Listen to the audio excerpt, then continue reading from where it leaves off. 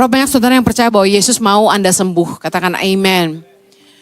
Waktu kita datang sama Tuhan, kita harus percaya bahwa Tuhan mau kita sembuh. Katakan sama-sama, aku percaya Tuhan mau saya sembuh. Markus 1 ayat 40. Kisah tentang Yesus menyembuhkan seorang yang sakit kusta. Kita baca sama-sama ayat 40 sampai 42. 3, 2, 1. Seorang yang sakit kusta datang kepada Yesus dan sambil berlutut di hadapannya, ia memohon bantuannya, katanya, kalau engkau mau, engkau dapat mentahirkan aku. Ayat 41. Maka tergeraklah hatinya oleh belas kasihan. Lalu ia mengulurkan tangannya, menjamah orang itu dan berkata kepadanya, aku mau, jadilah engkau tahir. Seketika itu juga lenyaplah penyakit kusta orang itu dan ia menjadi tahir. Katakan amin. Anda harus percaya Tuhan mau Anda sembuh. Bahwa bukan kehendak Tuhan kita hidup dalam sakit penyakit. Katakan amin. Banyak misteri Allah yang tidak bisa disingkapkan oleh manusia, yang tidak bisa diselami oleh akal budi manusia, tidak dapat dijelaskan sekalipun oleh para ahli medis. Saya percaya banyak penyakit yang dokter bisa sampai kepada titik berkata kepada kita, jujur kami juga tidak tahu apa penyebabnya. Banyak misteri Allah yang membuat orang menjadi kecewa dan berkata, kok Tuhan gak tolong saya? Tapi saya percaya kita sebagai manusia harus mempercayai kedaulatan Allah dalam hidup kita. Amen. Pengkhotbah 8 ayat 17 berkata, maka nyatalah kepadaku bahwa manusia tidak dapat menyelami segala pekerjaan Allah yang dilakukannya di bawah matahari. Bagaimanapun juga manusia berlelah-lelah mencarinya, ia tidak akan menyelaminya. Walaupun orang yang berhikmat mengatakan bahwa ia mengetahuinya, namun ia tidak dapat menyelaminya. Saya yakin dokter yang pangkatnya, yang degree-nya banyak sekalipun, gak bisa 100% tahu penyakit kita. Mari belajar dari firman Tuhan. Kenapa sih Tuhan izinin sakit penyakit? Saya percaya banyak penyebab, tetapi kita mau belajar dari firman. Dan tentu saya tidak bisa kupas satu Alkitab. Saya sudah renungkan firman ini dari pagi sampai sore dan ini yang saya mau bagikan ya. Mari belajar dari firman Tuhan. 3 hal aja yang malam ini kita bahas. Yang pertama, sakit penyakit datang dalam hidup kita karena dosa atau kesalahan diri sendiri. Dalam Yohanes 5 tentang penyembuhan pada hari Sabat di kolam Bethesda. Bagi Anda yang pernah baca ayat ini saya singkat aja. Di ayat yang pertama sampai dengan yang ke-8 lalu kita lompat ke 14 kita akan baca sebentar. Sesudah itu ada hari raya orang Yahudi dan Yesus berangkat ke Yerusalem. Di Yerusalem dekat pintu gerbang domba ada sebuah kolam yang dalam bahasa Ibrani disebut Bethesda. Ada 5 serambinya dan di serambi-serambi itu berbaring sejumlah besar orang sakit. Orang-orang buta, orang-orang timpang dan orang-orang lumpuh yang menantikan goncangan air kolam itu. Sebab sewaktu-waktu turun malaikat Tuhan ke kolam itu dan menggoncangkan air itu. Barang siapa yang terdahulu masuk ke dalamnya sesudah goncangan air itu menjadi sembuh apapun juga penyakitnya. Waduh, itu kalau ada di Indonesia mungkin rumah sakit gak laku ya. Ayat kelima, di situ ada seorang yang sudah 38 tahun lamanya sakit. Lama sekali ya. Ayat 6, ketika Yesus melihat orang itu berbaring di situ, dan karena ia tahu bahwa ia telah lama dalam keadaan itu, berkatalah Yesus kepadanya, maukah engkau sembuh? Bercanda ya Yesus ya, orang udah sakit 38 Yesus tahu. Tapi Yesus nanya gini, maukah engkau sembuh? Kenapa Yesus nanya gitu? Karena kadang-kadang pengharapan mulai hilang ketika kita nunggu lama, ketika doa kita gak dijawab-jawab. 38 tahun bukanlah waktu yang sebentar. Karena itu Yesus bertanya, maukah engkau sembuh?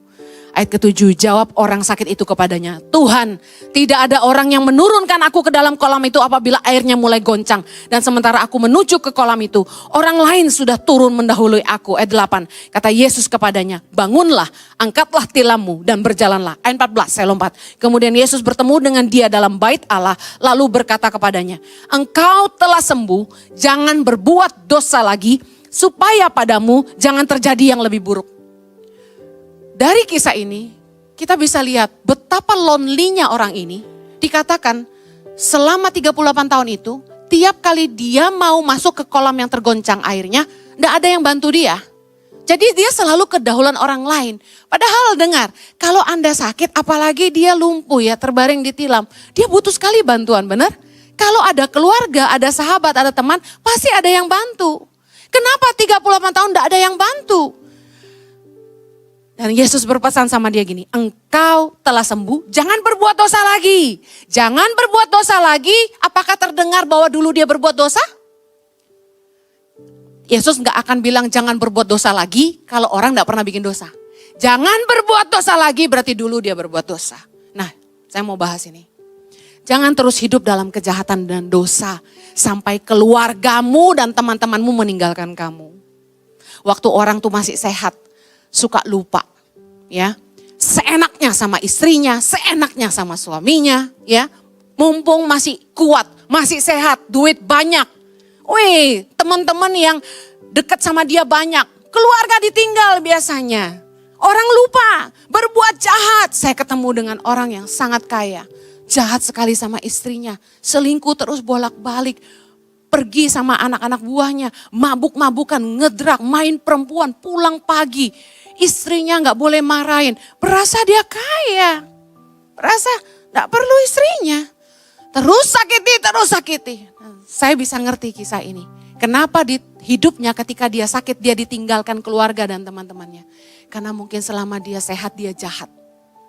Ayo katakan kanan kirimu, jangan jahat kalau lagi sehat.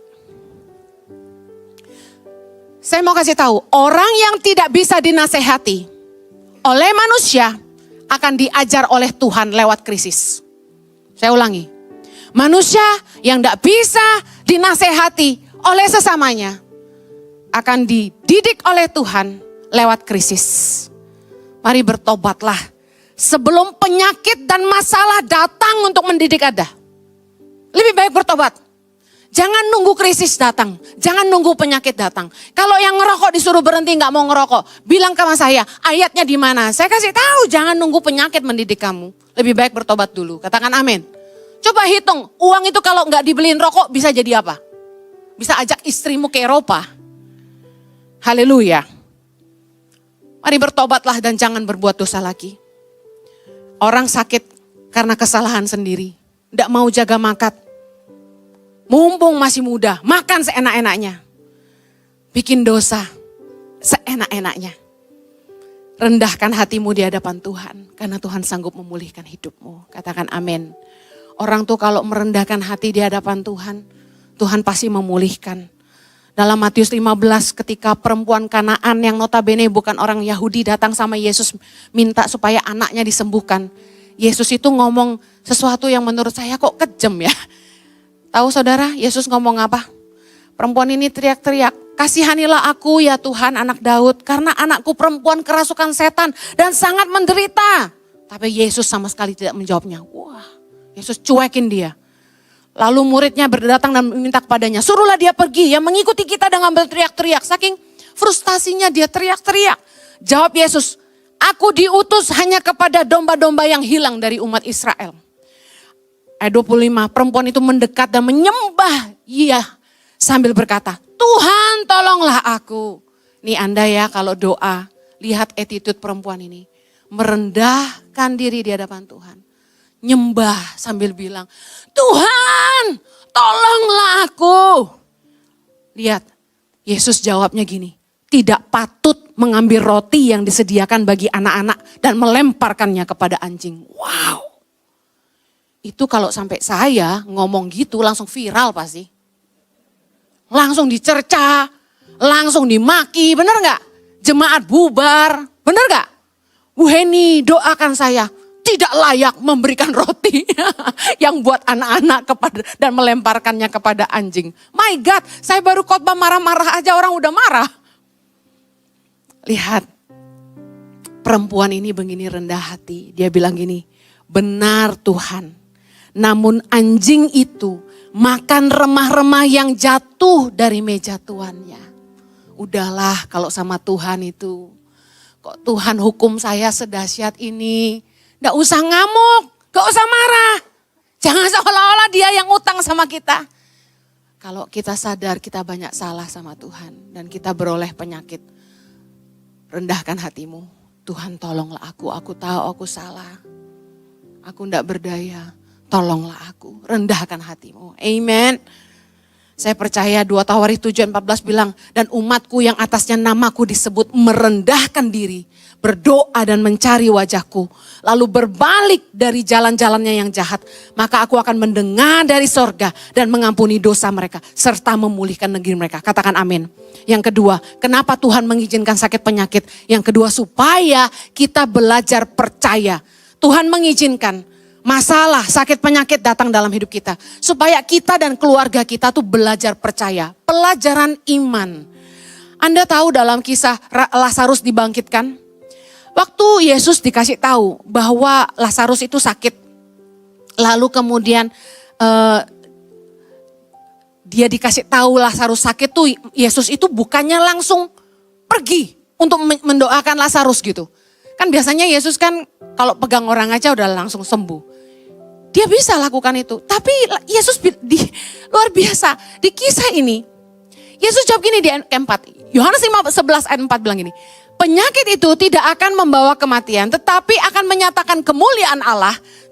Sebab oleh penyakit itu anak Allah akan dimuliakan. Dengar baik, habis Yesus ngomong gini, apa yang terjadi sama Lazarus? Lazarus mati. Menarik ya kalau Yesus mau ngajar, Tuhan tuh mau ngajar kita. Dia tahu Lazarus sakit, dia gak buru-buru pergi doain, dia malah bilang gini, penyakit itu tidak akan membawa kematian, tapi akan menyatakan kemuliaan Allah, sebab oleh penyakit itu anak Allah akan dimuliakan. Ayat ke-6, namun setelah didengarnya bahwa Lazarus sakit, ia sengaja tinggal 2 hari lagi di tempat di mana ia berada. Ya ampun, kadang-kadang waktu kita punya masalah, kita sakit, seolah-olah kayak Tuhan sengaja gitu loh, gak langsung sembuhin kita. Jadi kalau Ibu Heni tumpangin tangan gak langsung sembuh, jangan marah sama saya. Jangan bilang Bu Heninya yang gak powerful. Memang sayanya gak powerful, Yesusnya yang powerful, amin. Tapi dengar, jawaban doa itu ada waktunya. Yesus gak langsung jawab karena ada tujuannya. Sengaja dia tinggal 2 hari lagi. Lalu apa yang terjadi? Lazarus mati. Loh kok gak sama kayak yang dia ngomong? Penyakit ini tidak akan mendatangkan kematian. Lah Lazarus mati.